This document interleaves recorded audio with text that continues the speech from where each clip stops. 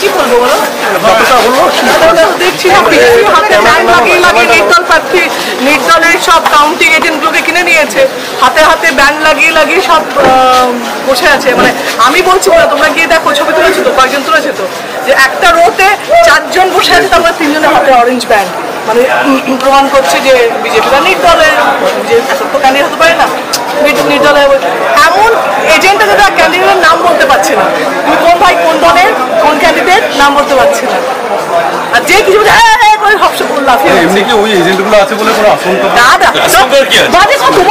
প্রশ্ন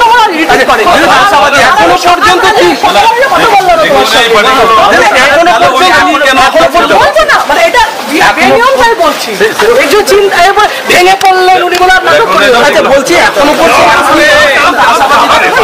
যা আছে তার থেকে ভালো হবে, যা বলছে তার থেকে ভালো হবে। না না না, একটা ফার্স্ট রাউন্ড হচ্ছে না।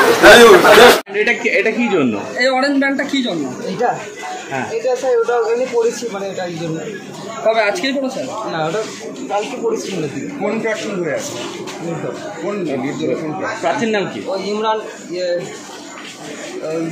হ্যাঁ নামটা ভুলে গেছি, আব্দুল ইমরান প্রার্থীর নাম।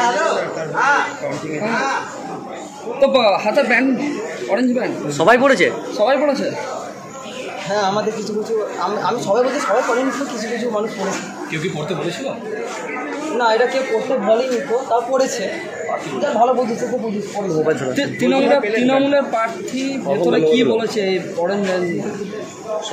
দেখুন, আমরা যখন গেলাম, শতাব্দী বললো ঠিক আছে, যারা অন্য প্রার্থী আছে তাদেরকে উঠতে হবে, এটা বলেছে।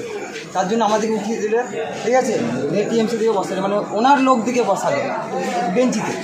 আর তোমাদের কি করলেন? আমাদেরকে আমাদেরকে বলছে তোমরা বেরিয়ে যাও, না দাঁড়িয়ে যাও, মানে উঠিয়ে দিলে আমাদেরকে, মানে বেঞ্চি থেকে উঠিয়ে দিলে শতাব্দী। কেন জন্য আমরা আগে বসেছি, আমাদেরকে উঠিয়ে দিলে, ওদের লোকগুলাকে বসিয়ে দিলে শতাব্দীরা। প্রার্থীর নাম কি ওটা? হ্যাঁ, প্রার্থীর নাম কি আপনার? আমার তো ইমরান, কে? আব্দুল ইমরান। আপনার নাম? আপনার নাম কিন্তু ব্যান্ডটা পেলেন কোথায়? ব্যান্ডটা পেলেন এইটা আমাদের এইখানে তারাপীঠ।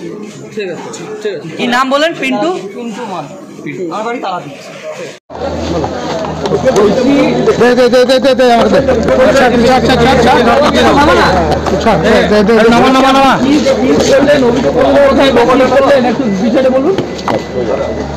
তৃণমূলের candidate Shatabdi Roy owner 3 John personal security with arm সঙ্গে নিয়ে কাউন্টিং হলে ঢুকে চিৎকার চেঁচামেচি করছেন। এটা বিরোধী দলের সমস্ত কাউন্টিং এজেন্টকে ইন্টিমিডেশন, ভয় দেখানো চলছে। পার্সোনাল সিকিউরিটি উইথ আর্ম কখনোই অ্যালাউড না ভিতরে, কিন্তু আমরা দেখলাম এত চেকিং, সব চেকিংয়ের পরেও ক্যান্ডিডেট নিজে তার পার্সোনাল সিকিউরিটি নিয়ে সমস্ত কাউন্টিং হলে ঘুরছেন। এটা কেউ চোখে দেখতে পাচ্ছে না এখানে।